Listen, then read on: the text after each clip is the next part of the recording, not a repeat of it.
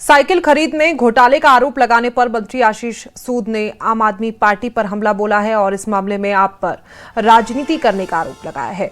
मंत्री आशीष सूद ने कहा कि साइकिल खरीदने के लिए जेम के पैरामीटर के मुताबिक टेंडर निकाला गया और इसमें ट्रांसपेरेंसी अपनाई गई। अगर शिकायत की थी तो जेम पर पहले ही लिखना चाहिए था। अब इस मामले में आपके नेता झूठी शिकायत कर रहे हैं।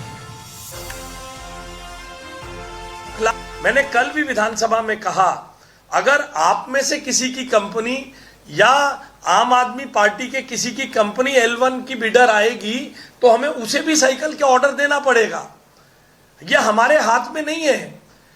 जेम तय करता है L1 कौन है। जेम के पैरामीटर्स के अनुसार टेंडर जो जाता है उस टेंडर को जेम स्वीकार करता है। उस टेंडर को स्वीकार करने के बाद जेम सारी शिकायतें अगर लिखी जाती हैं, किसी को शिकायत थी तो जेम पर लिखनी चाहिए थी। यह आप लोगों के लिए भी शोध का विषय है। जांचिए जेम पे किसी ने शिकायत दी या नहीं दी। अब जब साइकिल मिल गई, 31 तारीख को साइकिल बंट गई, बेटियों के खुशी के चेहरे दिख गए तो अपने अंदर तिरपन कांप गए। तो 2 दिन बाद जाग कर आए, किसी की एक झूठी सच्ची अपने आदमी से किसी से शिकायत करवा के उस शिकायत के आधार पर हमसे कोई सवाल का जवाब मांगे तो हम क्या कर सकते हैं। आप 2 तारीख से देखिए, बौखलाहट को देखिए। 2 तारीख से आप देखिएगा। मैं बहुत ज्यादा इस पे कहना नहीं चाहता हूं। जेम पे खरीदा गया है, ट्रांसपेरेंट प्रोसेस से खरीदा गया है। जेम से ज्यादा ट्रांसपेरेंट कुछ चीज नहीं है। जेम पर किसी ने शिकायत नहीं की। जेम पर शिकायत होती तो जेम बिड को पास नहीं होने देता है। ये सब चीजें पब्लिक डोमेन में उपलब्ध हैं।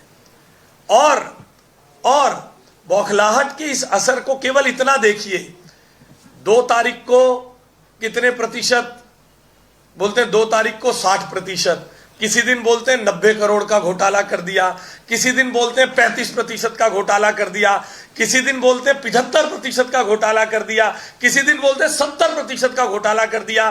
डेट वाइज बताऊं, आप लोग जांच लीजिएगा। 2 तारीख ज्यादा लंबा टाइम नहीं हुआ है। हर दिन नए तरीके का एक घोटाले की आंकड़ा दिया जाता है। एक दिन प्रेस कॉन्फ्रेंस करके 4 लोगों ने बड़ी जोर से कहा 90 करोड़ का घोटाला हो गया। अरे 90 करोड़ की तो आपने खुद बिड बताई है। फिर बोलते 75% का घोटाला हो गया, फिर बोलते 70% का हो गया, फिर बोलते 65% का हो गया, फिर बोलते 60% का हो गया, फिर बोलते 43% का हो गया। घोटालेबाज लोग हैं, परसेंटेज में भी घोटाला किए जा रहे हैं। इसलिए निश्चिंत रहिए, विपक्ष से मुझे कोई कंस्ट्रक्टिव सहयोग की उम्मीद नहीं है। वो इसी तरह बोलते रहेंगे, उन्हें बोलने दीजिए।